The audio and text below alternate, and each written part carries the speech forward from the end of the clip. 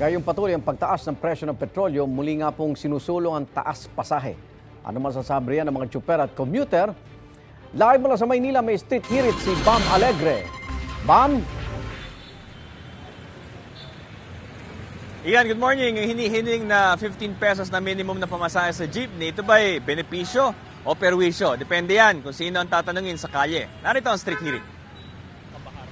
Madaling araw na pero patapos pa lang ang biyahe ni Ildebrando Cavahar. Mula kahapon pa ng hapon siya pumapasada sa biyaheng Divisoria, Baclaran. Wala na kasi siya halos nauuwing kita sa taas ng presyo ng diesel. Dapat sir, babaan sana yung diesel. Masyadong mataas sir eh. Kagaya ngayon, 56 na, 1 litro. Eh, ang kinita namin, kunti na lang. Hindi 1,000, maging 700 na lang. Kaya naman sang-ayon siya, pati ang marami bang tsuper na itaas na ang minimum na pamasahe sa 15 pesos. Maganda, madadagdagan yung kita. Sobrang mahal po kasi talagang magkano na nauuwi namin. Kaya mas okay po yung ganun para medyo makabawi po kahit paano. May 3 petisyon para sa dagdag singil sa pamasahe mula sa mga jeepney operator. Nasa piso hanggang 3 piso ang hinihinging taas pasahe nila mula sa 13 pesos na minimum ngayon.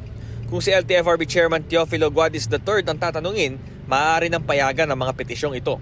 I think an increase is already needed. Kasi it's long overdue. Kasi sobrang nang ipinaas ng presyo ng mga gasolina at saka yung cost ng maintenance of these motor vehicles. So it is imperative that we act on it. Ang issue na lang is kung magkano yung ibibigay na fare hike. Pero paano naman ang mga commuter?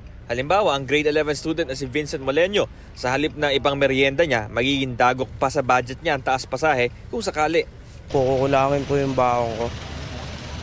Na marami po kasi gastusin sa school eh. Ang empleyadong si Homer Paz, 5 ang anak, kaya pag tumaas ang pamasahe, hindi lang biyahe niya pa Manila City Hall ang apektado, pati ang pambaon na ibibigay niya sa mga anak. Medyo malaking epekto yan, lalo na pamilyado ko, 5 anak ko. Yung sahod din, itaas din kahit paano. Ayon sa transport group na Piston, parehong biktima ang mga motorista at mga commuter sa tumataas na presyo ng mga bilihin. Hinihikayat nila ang Administrasyong Marcos na suspindihin ang value-added tax at excise tax sa mga produktong petrolyo at hanapin ang ugat ng inflation at kahirapan.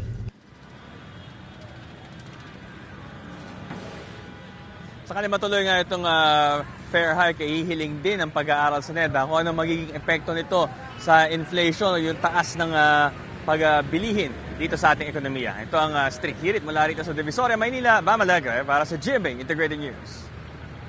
Igan, mauna ka sa mga balita, mag-subscribe na sa GMA Integrated News sa YouTube para sa iba't ibang ulat sa ating bansa.